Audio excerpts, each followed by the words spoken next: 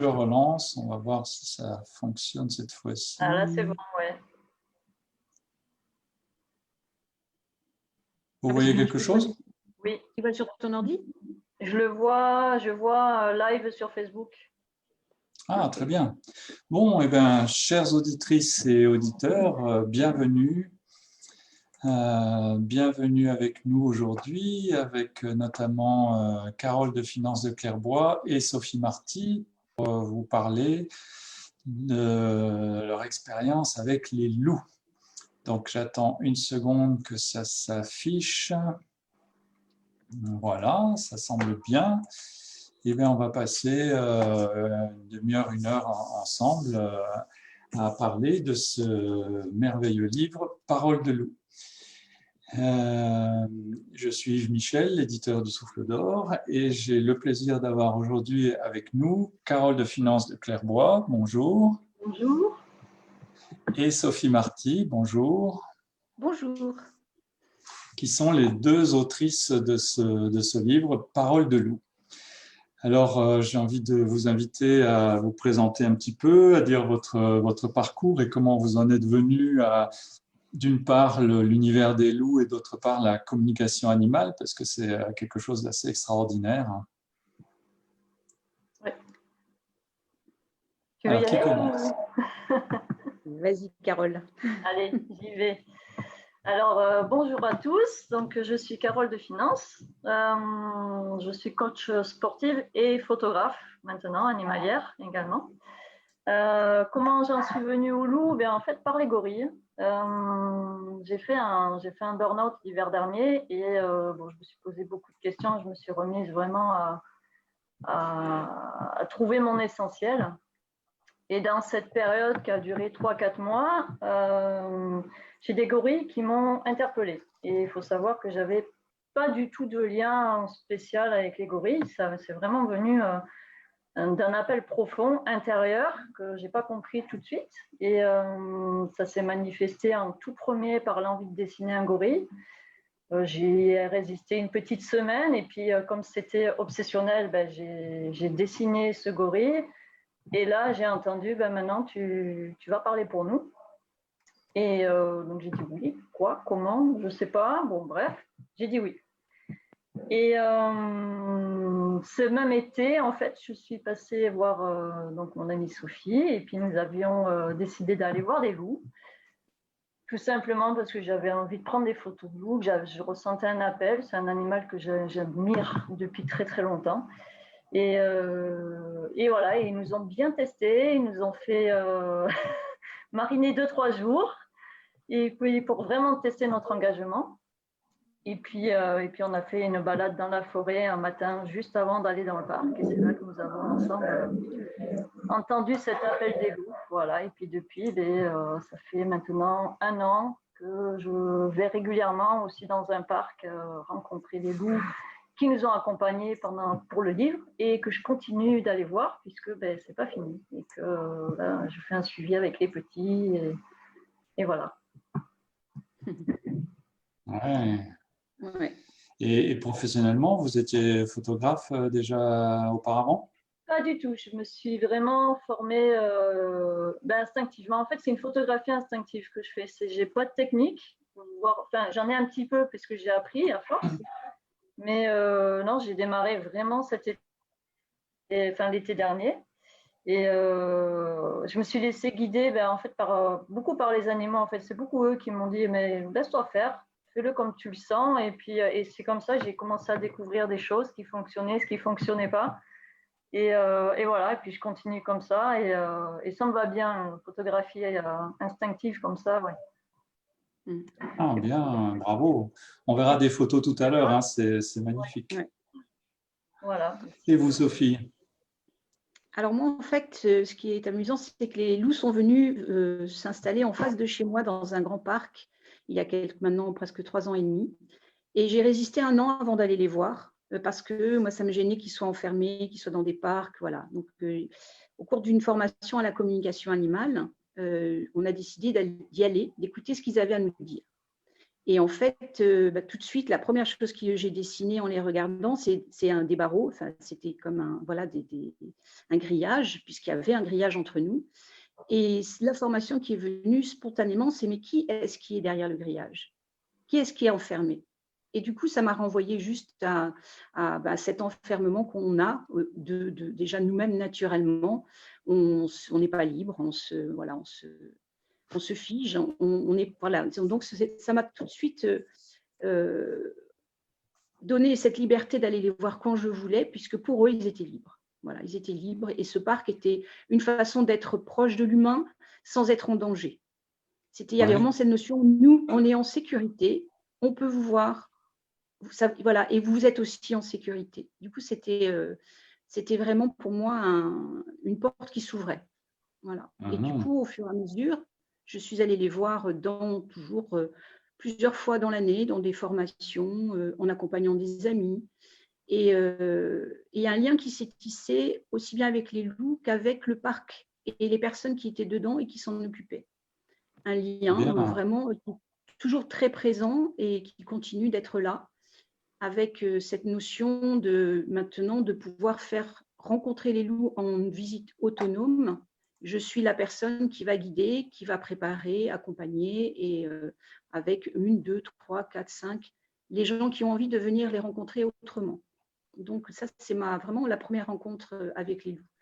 Et il y a maintenant, c'était 2 ans, en allant les voir et m'en boire un café dans le restaurant à côté, j'ai vraiment senti qu'ils étaient en demande de quelque chose. Et je ne savais pas ce que c'était et surtout, je ne me sentais pas prête. Voilà. Mais il y avait une demande, très clairement. Et c'est bien quand on est à distance. Excusez-moi.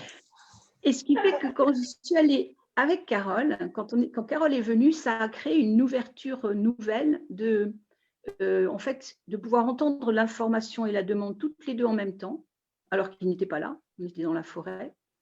Et en fait, d'avoir 2 volontés unanimes, de se dire oui, on va y aller. On va aller dans ce projet, on va aller dans ce projet de rencontre. On ne sait absolument pas ce qui va se passer, mais toutes les deux, on avait dit qu'on était à 100% prêtes, en fait. Et c'était ce dont ils avaient besoin. Moi, toute seule, j'y serais pas, franchement, je n'aurais pas eu l'audace d'y aller, d'aller faire tout ce travail. À 2, ça a été vraiment très fluide, vraiment très, très fluide. Vous vous connaissiez auparavant? Oui. Oui. Ouais. Mais ça faisait des années qu'on savait qu'on avait quelque chose à faire, mais nous ne savions ni l'une ni l'autre quoi, quand, comment. Et c'est vrai que ce jour-là, on a dit, tiens, voilà, c'était ça. Oui. Et alors, racontez-nous cette première rencontre avec les loups quand vous étiez ensemble. En fait, quand on est allé dans le parc, enfin ça a été possible, Carole avait son appareil photo géant pour prendre des très belles photos. Tout de suite, la personne du parc nous a dit « Allez-y, prenez votre temps, faites ce que vous voulez ». Il y a vraiment, elle a tout de suite senti qu'il y avait quelque chose qui se mettait en route. C'était très intéressant d'ailleurs ça. Et en fait, voilà, après, c'est les loups venaient, Carole prenait ses photos, et là, je vais te laisser expliquer comment tu prends tes photos, Carole, surtout pour tout ce que tu fais en fait. Oui. Donc, comme je disais, c'est une photo instinctive, mais quand je prends une photo, je le fais après avoir demandé à l'animal en fait son autorisation, tout d'abord, et en lui présentant en fait le projet. Je lui dis juste voilà, je suis là pour ça, je suis là pour transmettre ta parole si tu veux. Et après, je me laisse guider vraiment par l'animal. C'est vraiment tout d'abord l'autorisation. Je fais ça avec beaucoup de respect. Et de toute façon, si je vois beaucoup dans le sauvage, hein, ce qui m'est arrivé déjà au Canada, notamment en début d'année là, j'ai photographié un très très beau coyote. J'avais oublié en fait de lui proposer, et toutes les photos sont floues. C'est-à-dire que l'animal, comme je les approche en conscience, s'ils ne sont pas d'accord, en fait, les photos sont loupées, floues, voilà, c'est juste incroyable. Ah ouais. Et il y a beaucoup de photos dans le livre, même quand je le regarde aujourd'hui, que je re-regarde les photos que j'ai faites, je me dis, mais waouh, comment je les ai faites, en fait. Et techniquement, moi, je ne comprends même pas comment je les ai fait, ces photos. Je sais que c'est les loups qui les ont fait. Ouais. Parce qu'il y a des situations, c'est juste improbable d'avoir, par exemple, je pense à cette photo où j'ai un loup blanc, un loup noir qui marchent ensemble et ils sont mais, parallèles au niveau du visage. Et c'est juste, mais c'est impossible à faire, je crois. Donc voilà, donc c'est vrai que chaque photo, que ce soit en parc, quand je vais voir le clan que je suis, ou que ce soit dans le sauvage, tout est. Je demande l'autorisation et c'est toujours avec leur accord. Voilà. Et vous les avez rencontrés rapidement, là? La rencontre s'est faite tout de suite? Oui, oui. Ah oui. Ben, en fait, pour les loups, donc on a rencontré le clan de Normandie.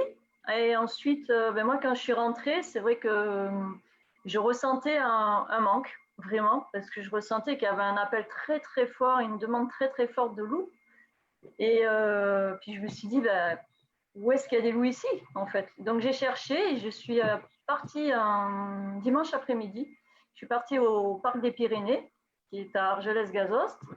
Et j'ai rencontré ces loups. Et en fait, ben, quand je me suis approchée d'eux, j'aurais expliqué le projet. Voilà, j'ai eu la chance de rencontrer leur gardien. Et puis ben, depuis, ben, c'est une histoire qui dure depuis maintenant 1 an. Et voilà, où on a lié, ben, comme Sophie en Normandie. Et moi, j'ai lié des liens très forts avec ces loups. Et avec leur gardien aussi. Et voilà, ce qui me permet de vivre des choses extraordinaires d'ailleurs avec eux. Quoi. Ah ouais, c'est bien. Donc là, ça a été la première rencontre dans un parc animalier. Oui. Et puis, vous êtes allé aussi dans la nature sauvage, dans les Abruzzes. Oui. Alors là, ça n'a pas été tout à fait pareil.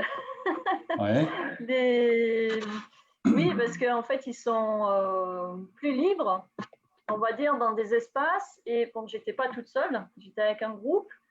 Et ça a été un travail qui s'est fait plutôt sur le vibratoire. Vraiment, ça a été un gros, gros travail énergétique. Je les ai rencontrés tous les jours, mais pas physiquement.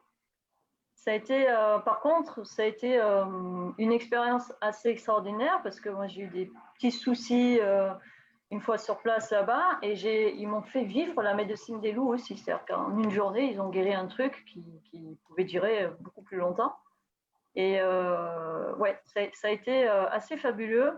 Et ils nous ont accompagnés pendant tout le livre, ces loups d'Italie. Ils sont très puissants, très présents, mais voilà, ils choisissent de se montrer ou pas. Oui, c'est ça. Oui. Ouais. Et on les a vus que en fait, je les ai vus, mais de nuit, c'est tout. Donc, je n'ai pas pu avoir de photos. Ah oui. Ouais. Ouais. Ça me rappelle ma rencontre avec les dauphins sauvages, c'était pareil, quoi. Ils venaient et selon notre état d'esprit, ils venaient ou pas. C'était vraiment. Ils nous perçoivent. Alors, c'est ça, hein, avec la communication animale, vous avez la confirmation qu'ils vous perçoivent très, très bien, peut-être même mieux que vous, non? Oh, oui, oui, c'est sûr. En fait, ils nous perçoivent à distance de très, très loin, et même plus que ça, parce que moi, quand Carole était dans les Abruzzes, je l'ai suivie à distance et en énergétique, et je l'ai accompagnée tout au long du séjour. Je savais ce qui se passait, et puis je voyais bien que les loups, ils étaient très, très proches, très présents, en fait, à la fois demandeurs, mais ils ne pouvaient pas s'approcher tant que le groupe n'était pas en équilibre, je dirais, au niveau de l'ensemble. C'est très anxiogène et on ne peut pas s'approcher d'un groupe qui n'a pas fait le travail du lâcher-prise, tant pis si on ne les voit pas. Et avec les chevaux, c'est pareil. Je pense que c'est ça qui est très, très intéressant. Travailler en groupe, c'est plus compliqué parce que chacune des personnes présentes doit accepter que ce n'est pas lui qui décide, c'est l'animal qui va décider de venir.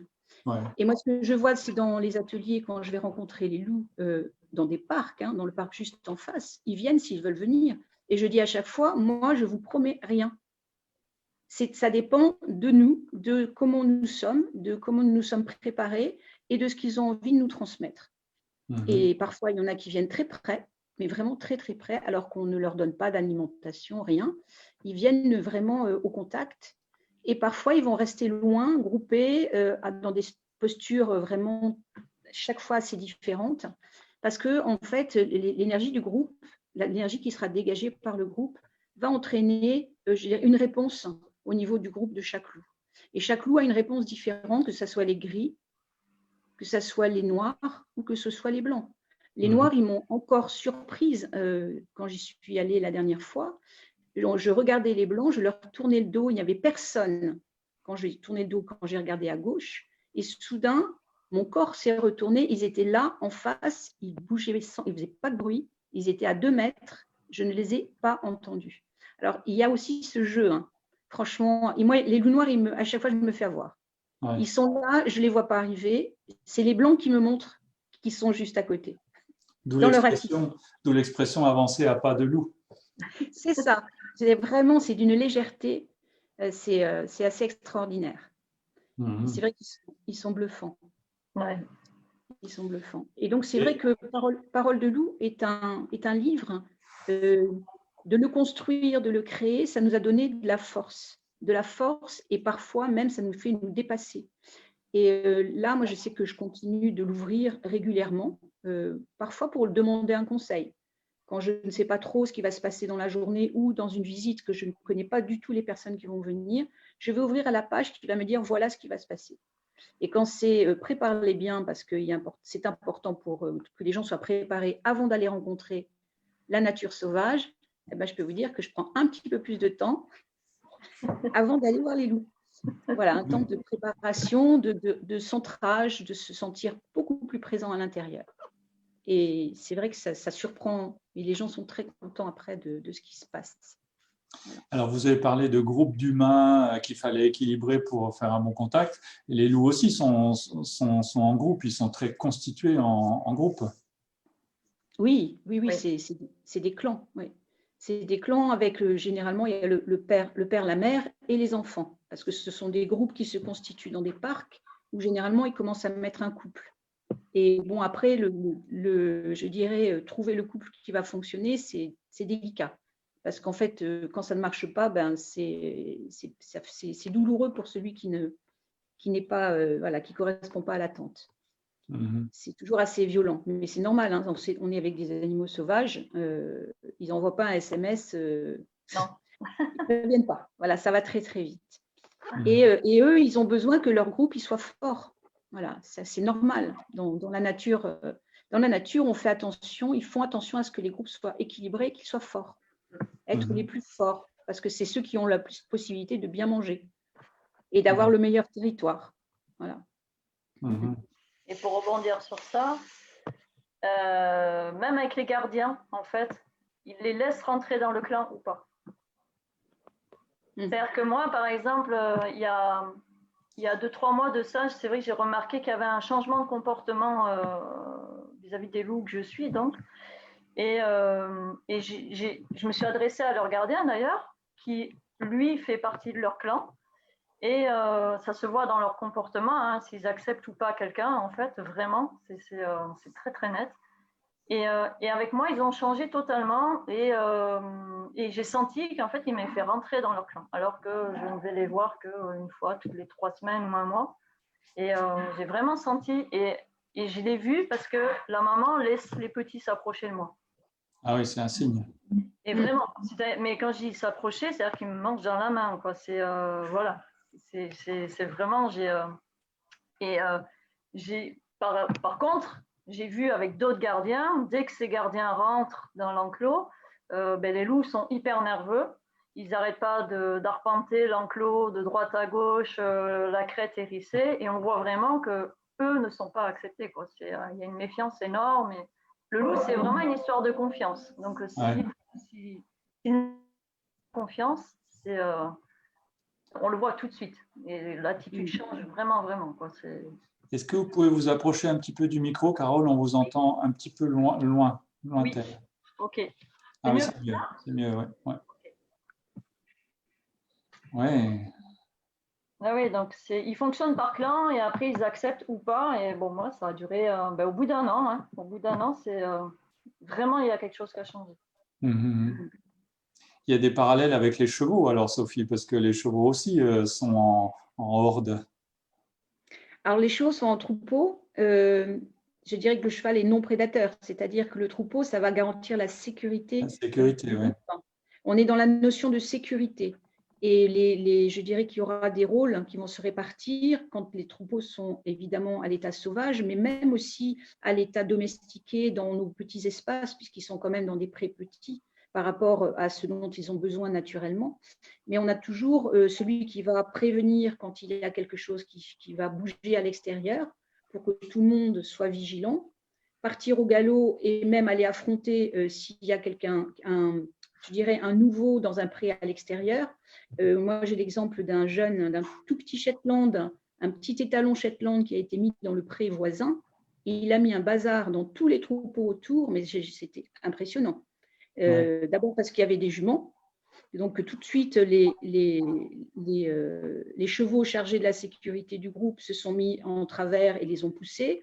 Et puis, ils sont allés vraiment un peu le charger, alors qu'il y avait un grillage entre les deux, jusqu'à ce que on prenne un temps de séparer, de donner un peu plus d'espace entre ce petit Shetland, qui pour nous était très petit et anodin, mais que pour les chevaux autour, c'était pas, il y avait quelque chose qui n'allait pas. Alors que les loups, c'est des prédateurs. Les loups sont des prédateurs et en fait, ils ont, je dirais qu'un loup nouveau rentrant dans un clan a, je pense, une durée de survie qui peut être assez faible s'il n'a pas justement l'apprentissage de, d'abord, est-ce qu'il faut qu'on ait besoin de lui? Il faut que sociablement, il soit éduqué, qu'il sache l'attitude juste à mettre en place et surtout qu'il sache prendre sa place. Et ça demande de savoir résister à des chocs qui seront, ou des morsures qui seront là pour vraiment vérifier si on peut s'appuyer sur lui.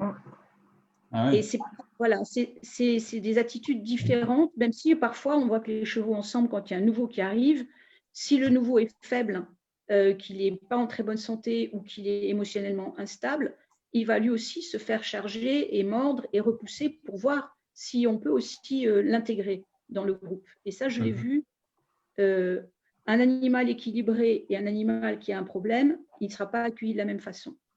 Les loups étant un petit peu plus, je dirais, radicaux dans la façon de gérer la problématique.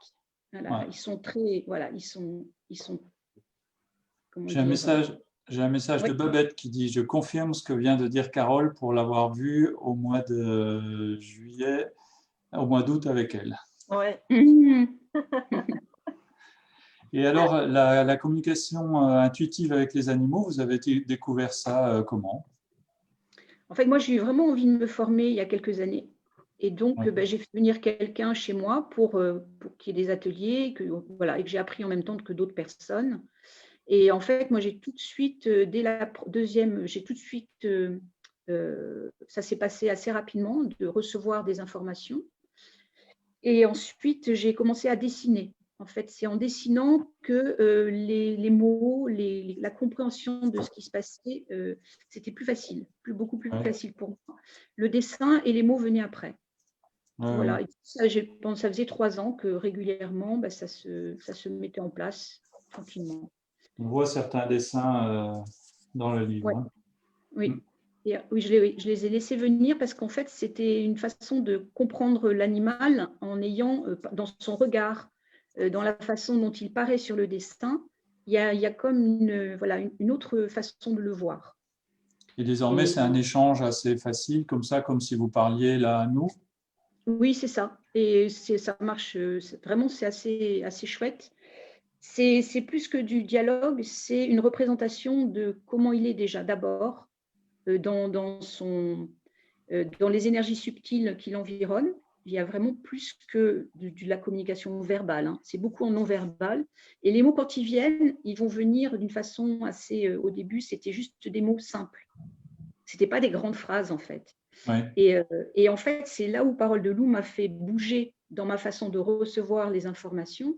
Parce qu'au début, pour moi, quelqu'un qui écrivait beaucoup de phrases, il y avait une part de mental. Je me disais, mais comment il peut écrire autant de choses?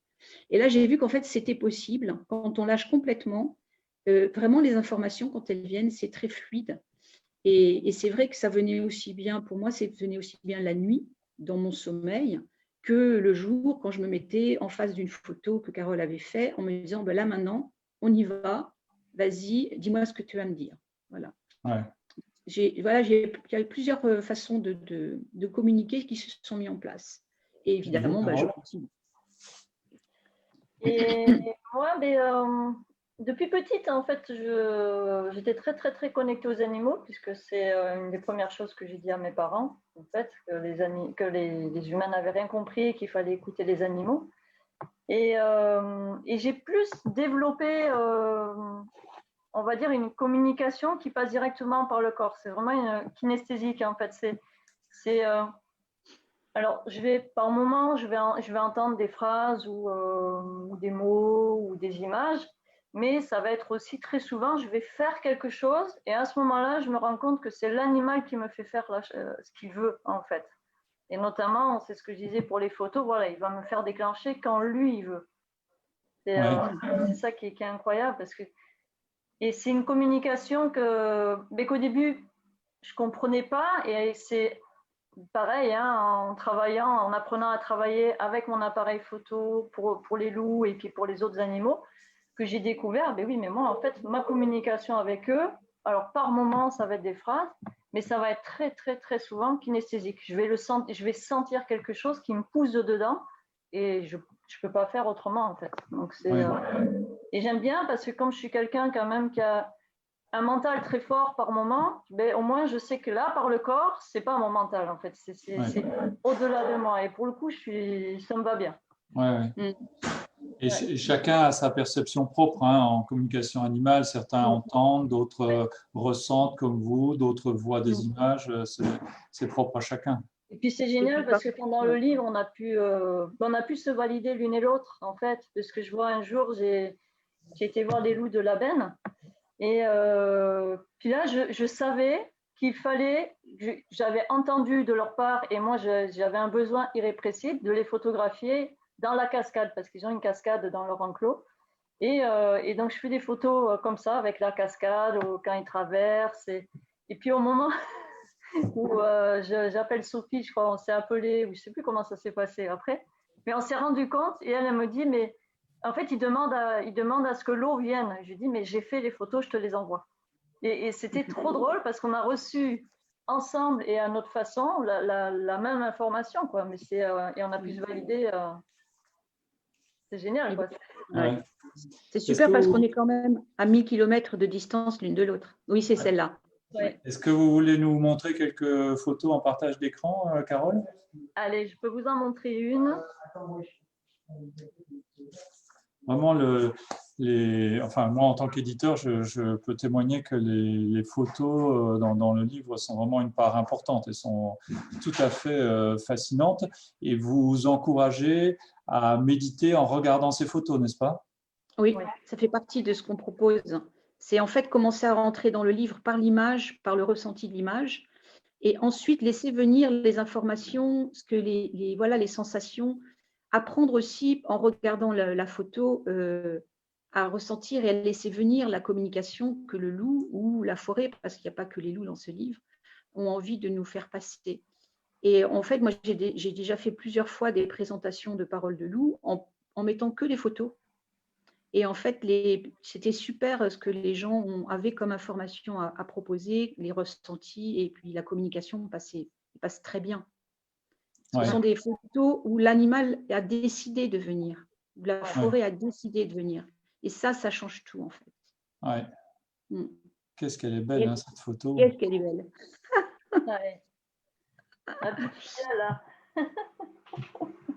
Elle est impressionnante.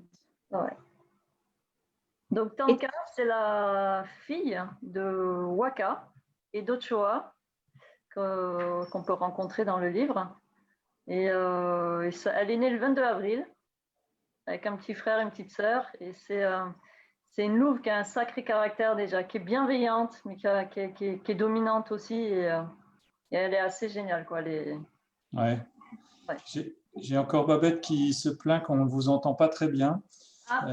Donc, si vous pouvez être attentive à parler bien fort et pas trop loin du micro, s'il vous plaît. Ok. Bon, et est-ce que vous auriez certains messages à nous lire dans votre livre, par exemple, là en direct? Parce que moi, je l'ai pas, moi. Alors, j'ai pas le livre là tout de suite. Je peux en attraper un. Hop.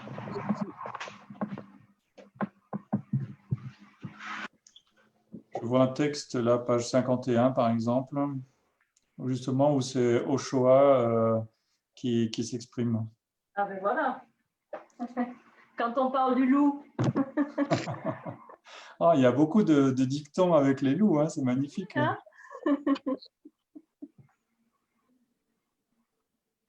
Effectivement, 51.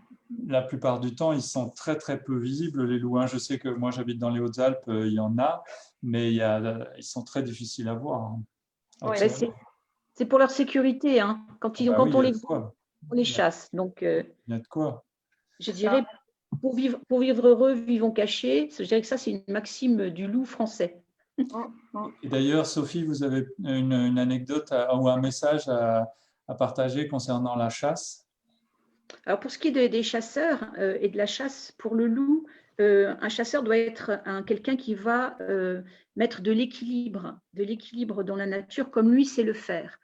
Et l'équilibre pour un loup, c'est en fait, son rôle, c'est d'éliminer, c'est de manger ceux qui sont les plus faibles, ceux qui sont malades, les anciens qui ont du mal à suivre le groupe. Et donc, ça, c'est son travail. Équilibrer les troupeaux, c'est ça, c'est les rendre plus puissants. Et en fait, le chasseur, autrefois, savait faire ça. Maintenant, je dirais que de temps en temps, on est un petit peu, on ne sait pas, parce qu'on a l'impression qu'ils ont oublié leur vrai rôle, en fait. Le rôle de l'équilibre, c'est pas mettre des animaux et les enlever, c'est prendre conscience justement, être un vrai loup, en fait, être un loup dans nos forêts.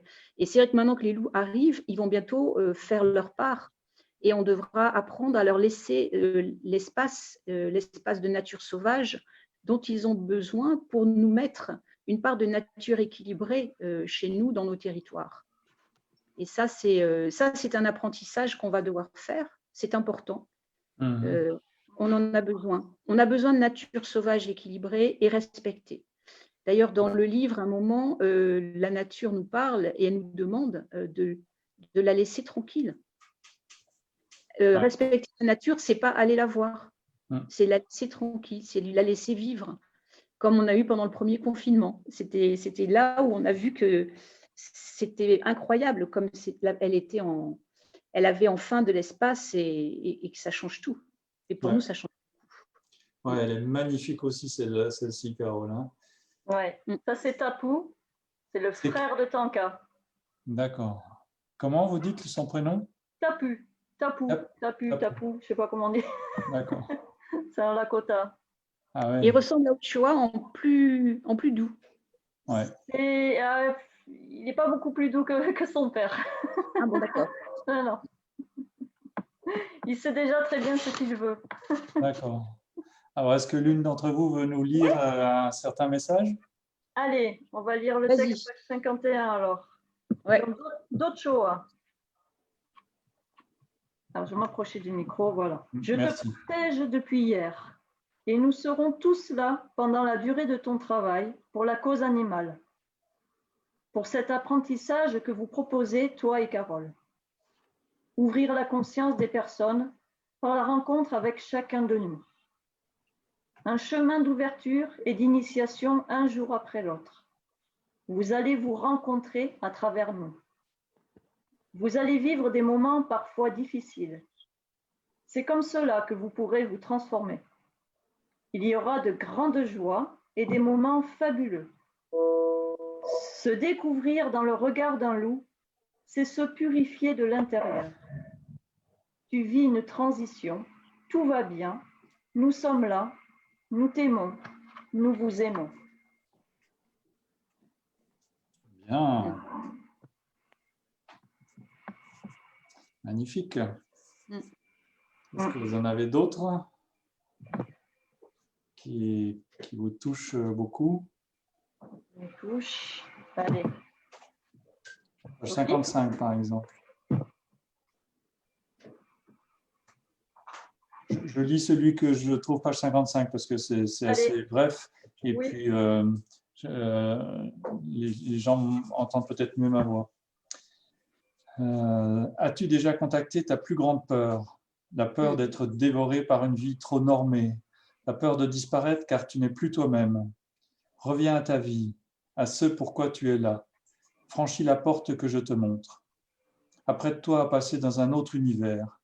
Je ne sais où cela va te mener. Tu seras changé pour toujours. C'est puissant. Hein. Ouais. Et c'est vraiment ce qu'on a vécu. Hein. Et ce qu'on vit.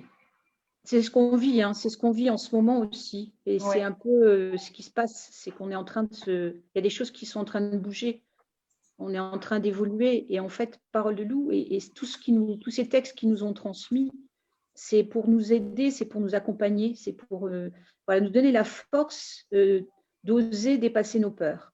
Nous, on l'a vécu hein, pendant cette création de livres. On a dépassé nos peurs de ne pas être à la hauteur, des peurs de parfois. Moi, j'ai eu des douleurs. Enfin, vraiment, il s'est passé des choses assez impressionnantes. Et en fait, on s'aperçoit que ça continue pour tout le monde. Voilà, on est tous au même bain. Et la peur, c'est OK, mais il y a un moment important, très important, c'est de la dépasser. C'est pas ce qui doit nous guider, c'est pas, voilà, ça ne marche pas comme ça. Ce qui est important, c'est de trouver sa force. Et c'est vrai que ces textes, moi, je les écoute, à chaque fois, c'est nouveau. Ouais. Qu'est-ce que vous diriez aux personnes qui ont envie de vivre cette expérience, d'être plus proches des animaux sauvages ou domestiques et de communiquer avec eux?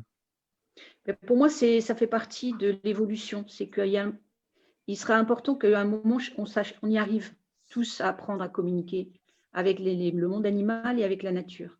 Je vois des personnes, quand ils viennent apprendre, ils repartent, ils sont changés parce qu'en fait, ils apprennent à regarder ce qui se passe autour d'eux. Ils découvrent un autre monde. On est habitué à avancer en regardant devant soi et en fait, on apprend à avancer en regardant autour de soi. Oui, et ça, c'est des considérations de contexte avec lesquelles je suis bien d'accord, mais quel conseil précis vous donneriez aux personnes? Comment se comporter, comment apprendre? Apprendre à écouter déjà. Ouais, voilà, moi, c'est ce que j'aurais envie de dire. C'est tout simplement, on vit tous avec des animaux de compagnie. Enfin, on est très nombreux à avoir des animaux de compagnie, en tout cas. Et on a déjà des très grands maîtres à côté de nous, en fait. Eux sont déjà là et nous montrent tout. Et c'est à apprendre à plus les considérer comme des objets. Ce sont des êtres doués d'une conscience, doués d'émotions, et ils nous écoutent, ils nous parlent tout le temps. Et déjà commencer par ça. Et même si on ne sait pas comment, c'est juste se poser, écouter et observer son animal. Et je pense que toute personne qui a un chien ou un chat peut dire oui, mon animal communique. C'est pas forcément des mots, mais dans le non-verbal, mais tout est exprimé. Je crois que c'est déjà en commençant par ça. Et si on peut le faire là, on peut après l'étendre aux sauvages. Mais déjà, autour de nous, on a tous... voilà. C'est utile de se mettre dans un certain état d'esprit quand même détendu, en onde alpha. Oh, c'est pas aussi compliqué que ça. Hein. En fait, la première chose, c'est la communication non verbale, c'est juste regarder. On commence par regarder. Et aussi, on arrête de penser à la place de l'autre. On va juste le laisser s'exprimer. Et puis, il y a une autre chose, c'est donner sa responsabilité à l'animal. La responsabilité de son bien-être. Quand il nous demande quelque chose, c'est qu'il en a besoin. Ce n'est pas pour nous embêter. Donc, voilà, il y a plein de choses comme ça qui sont simples. Après, le principe de se poser et de respirer, automatiquement, on est obligé d'arrêter de bouger pour écouter, pour regarder. Donc, c'est déjà ça, on se pose. On prend ce temps-là. Et ensuite, après, quand on veut être dans une communication plus subtile, effectivement, on se met dans un état d'écoute totale. Et du coup, le mental, soudain, va s'atténuer, va prendre moins de place. On va être plus présent. Et on va du coup pouvoir percevoir d'autres choses. Ça peut être des images, ça peut être des mots, ça peut être des sensations. Mais ça se fait progressivement. En fait, on veut toujours tout de suite.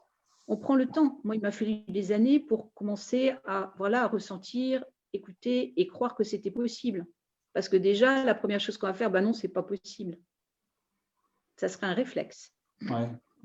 Il y a Michel qui dit la peur, totalement d'actualité en cette période spéciale. Oui, la peur, c'est quelque chose c'est une force qu'on va créer. Parce qu'en fait, la peur d'être mangé, ça n'existe plus beaucoup quand même. Donc, on va se laisser dominer par nos peurs. Après, c'est savoir la regarder en face, voir qu'est-ce qu'elle a à nous raconter sur notre histoire, et pour lui enlever cette puissance qui fait qu'on va perdre notre pouvoir. Très clairement, la peur, ça peut être une alliée. Ouais. Il faut garder sa puissance, voilà, garder sa confiance en soi et à savoir où est-ce que je veux aller. Et voilà. Et quand je sais où je vais, quelle est ma bonne direction, je veux dire que la peur, elle n'est plus très présente. Ouais. Bon, on arrive un peu au terme de cet échange. Est-ce que vous avez envie de dire encore quelque chose ou de nous montrer une photo avant qu'on se sépare? J'en ai plus là. Sophie, qu'est-ce que vous voulez dire pour terminer, pendant que Carole cherche sa photo? Qu'est-ce que je peux vous dire? Que la vie est très belle quand on commence à écouter la nature sauvage ou domestiquée. Voilà, tout est beau. Là, il y a un soleil magnifique. Et en fait, c'est ça. C'est plus on est à l'écoute de la nature et plus les choses sont simples, parce que notre intuition va commencer à prendre le relais et on va commencer à l'écouter. Et là, ça va être d'une fluidité fantastique. Voilà. Je rappelle pour les auditrices et auditeurs qu'on est en train de parler avec Carole de Finance et Sophie Marty qui ont coécrit Parole de loup, un livre dans la collection La Huppe où il y a déjà une dizaine de titres qui sont en rapport avec, qui visent à réconcilier les humains et les animaux. Là, c'est le clan. Oui, c'est marrant parce que c'est. En fait, je crois que c'est ce qui est très important, c'est de ne pas oublier de jouer, et parce que la vie est un grand jeu. Et là, on le voit, là, on a les trois grands louveteaux, parce que 6 mois, bientôt 7, il commence à être très grand, qui joue avec la mère. Il y a la Tati, je crois, dans le lot. Enfin bon. Et voilà, on peut apprendre plein de choses. On peut vivre de la souffrance, on peut vivre beaucoup de choses, de l'inconnu, de la peur, mais il ne faut pas oublier de jouer parce que tout ça, c'est un grand jeu. Et si on met un peu de jeu, voilà. Parfait, parfait. Belle conclusion. On a effectivement beaucoup besoin d'un peu de légèreté et de jeu dans notre vie actuelle où on est trop. Oui, c'est très utile. Oui, très important. Merci beaucoup à vous, Carole et Sophie. Et aux auditrices et aux auditeurs, sachez que ce livre est disponible en librairie. Vous pouvez le commander en click and collect ou le commander sur le site du Souffle d'Or. On est ouvert, on fonctionne tous les jours, on expédie tous les jours les colis à la poste. Et donc, régalez-vous, inspirez-vous. C'est vraiment un livre très inspirant pour tout temps et peut-être une porte d'entrée vers la communication animale, vers les dimensions subtiles de la nature. Et je vous souhaite vraiment de faire cette expérience. Et j'aime bien, moi, à travers les livres que je publie, proposer des expériences à vivre. Et là, c'en est une tout à fait unique. Eh bien, merci à vous et bonne continuation. Au revoir. Merci beaucoup. Au revoir. Merci à toi et merci à vous.